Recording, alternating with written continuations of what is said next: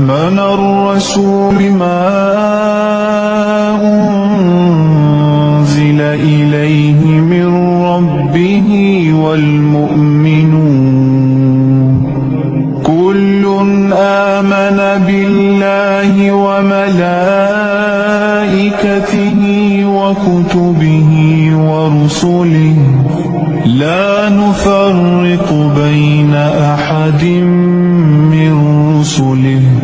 وقالوا سمعنا وأطعنا غفرانك ربنا وإليك المصير لا يكلف الله نفسا إلا وسعها لها ما كسبت وعليها ما اكتسبت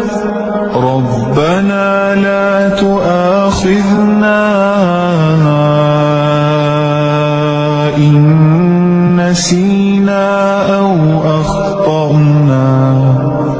ربنا لا تؤاخذنا إن نسينا أو أخطأنا ربنا ولا تحمل علينا